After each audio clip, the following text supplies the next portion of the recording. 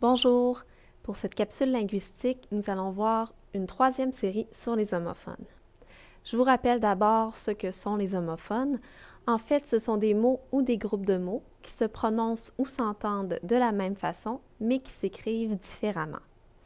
Pour cette capsule, on va s'intéresser aux homophones verbaux, donc qui sont des noms et des verbes qui s'entendent de la même manière, mais qui vont s'écrire de façon différente.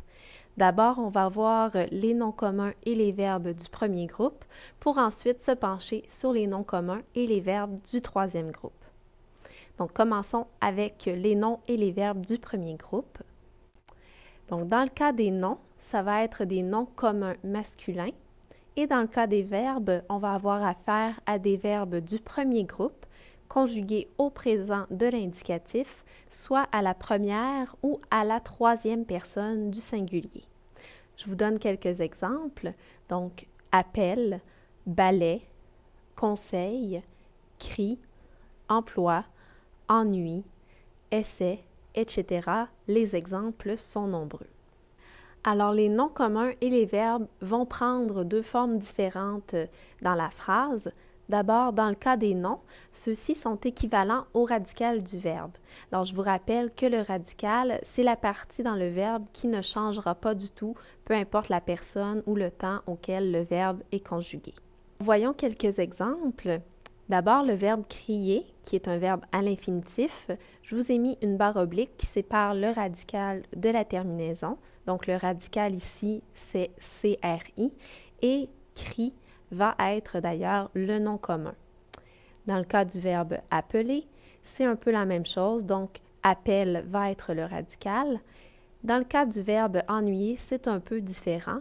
Donc ici, pour des questions d'écriture, on va changer le Y, qui est la lettre finale du radical, pour un I.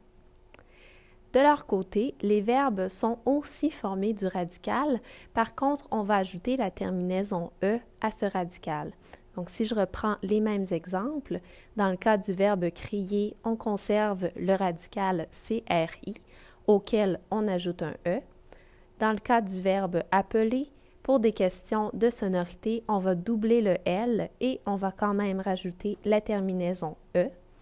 Finalement, dans le cas du verbe ennuyer, on a encore une fois changé le Y pour un I et on a ajouté aussi la terminaison E.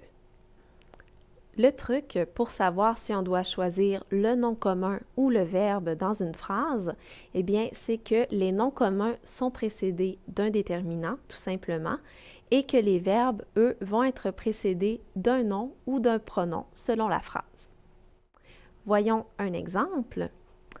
Tu as reçu un appel hier. Donc, dans ce premier exemple, c'est un déterminant qui précède appel.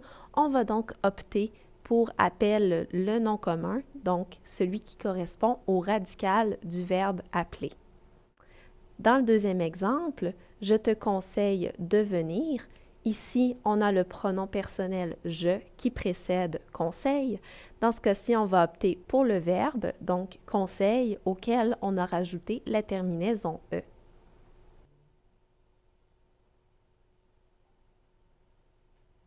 D'autres exemples, il emploie l'anglais au travail. Dans ce cas-ci, on a encore une fois un pronom personnel qui est « il ». On va donc opter pour le verbe, donc le radical suivi de la terminaison « e » et choisir « emploi », la deuxième forme. Dans le cas du quatrième exemple, j'ai réussi après un seul essai. On note que « essai » est précédé d'un déterminant. On va donc choisir la forme qui correspond au radical du verbe « essayer » et on opte pour le premier « essai ».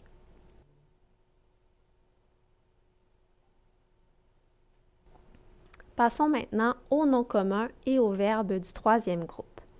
Donc, encore une fois, pour les distinguer, on doit savoir que les noms vont être des noms communs masculins et que les verbes de leur côté vont être des verbes, dans ce cas-ci, du troisième groupe, conjugués au présent de l'indicatif, à la première ou à la troisième personne du singulier. Je vous donne encore une fois quelques exemples. Donc, accueil, soutien, entretien, etc.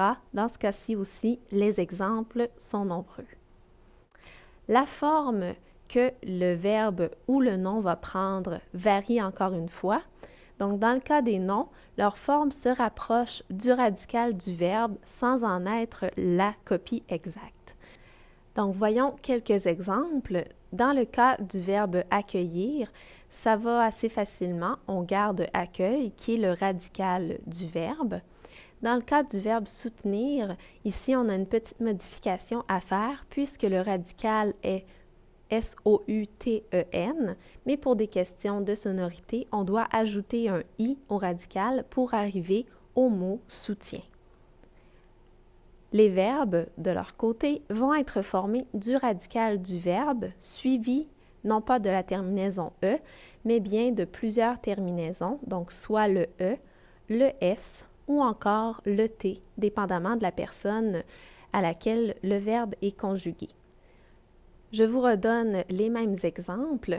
Dans le cas du verbe accueillir, la forme verbale, ça va être le radical auquel on va rajouter la terminaison E.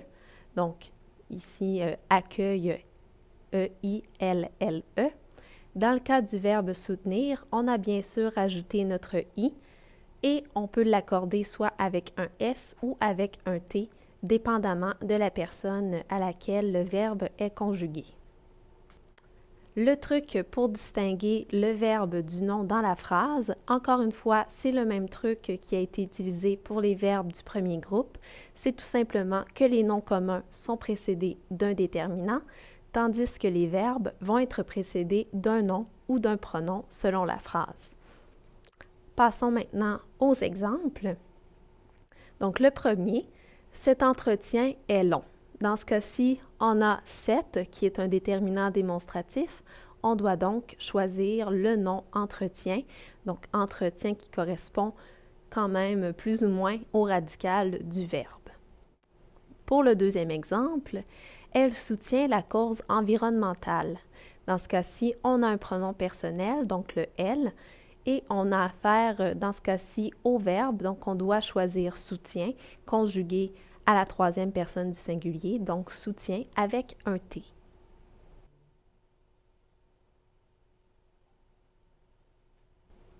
Pour la préparation de cette capsule linguistique, une source a été consultée, soit le site Internet du CCDMD.